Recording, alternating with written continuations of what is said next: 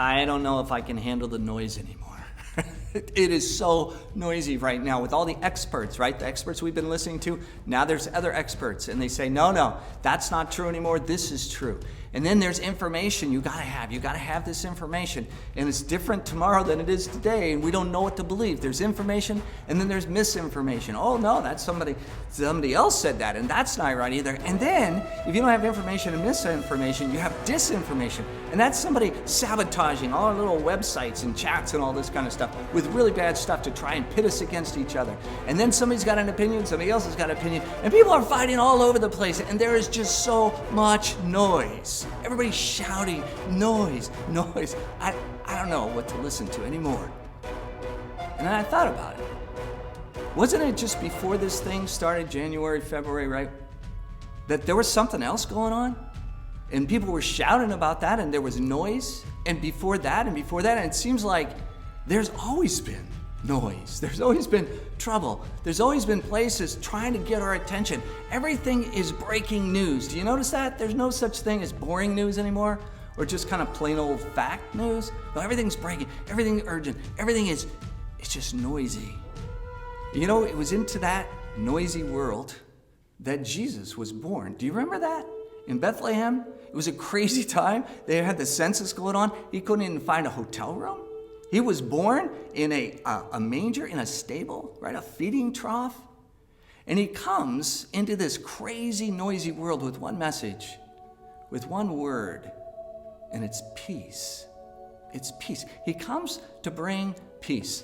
You know, he gathered his disciples together just before he was about to be killed, and he tells them, he said, this is what's going to happen to me, all right? I'm going to be betrayed into the hands of men, right? Bands of sinners, and they're going to torture me, and then they're going to crucify me, and on the third day, I'll rise again for eternal life. So he tells them all these things. And John, he says this, I've told you these things so that in me you might have peace. As the world goes crazy, he says, I want you to know that in me there's peace. In this world, you will have trouble.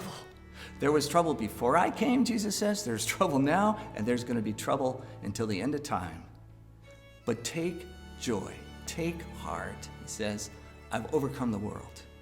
It's a promise. He's kind of redirecting us from all the noise that would clamor for our attention to his voice, to his word. I have overcome the world. Well, what does that mean to us? I mean, I hear that. It sounds like a nice promise. A little earlier in the Gospel of Matthew, he had invited people, right? He comes to them and he says to them, come to me, all you are weary and heavy burdened, and I will give you rest. Doesn't that sound good right now? Just rest. I will give you rest for your souls, he says. And then here's the deal. He says, take my yoke upon you and learn from me. For I am gentle and humble in heart, and you will find rest for your souls. Wow. Think about that. Rest for your souls. The yoke he's talking about is breaking off the yoke of all these other things that would try and grab us and pull us in that direction or this direction. He says, no, trust in me. Come to me, and I will give you rest for your souls. For I am gentle and humble in heart, he says. I'm not going to come crashing in and force you and beat on you like the world does. No, I don't shout. It's a gentle invitation. For my yoke is easy and my burden is light. Actually, when he puts his yoke on us, it lifts us. It helps us. It helps us to move in that peace. And so here's my challenge to you, I guess.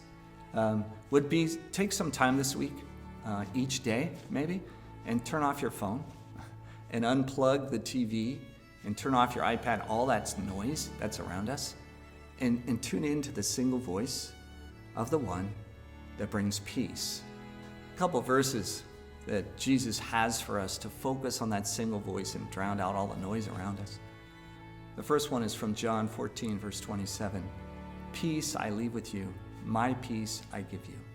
I do not give you as the world gives. Do not let your hearts be troubled, and do not be afraid. And the second one is that same one that he spoke to his disciples. In this world, you will have trouble. But take heart, I have overcome the world.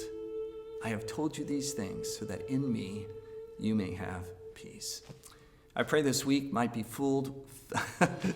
I pray this week may be filled with many, many moments of peace as you listen to his voice. In the meantime, may the Lord bless you and keep you. May the Lord make his face shine upon you, be gracious to you. May the Lord look upon you with his favor and give you his peace. Amen.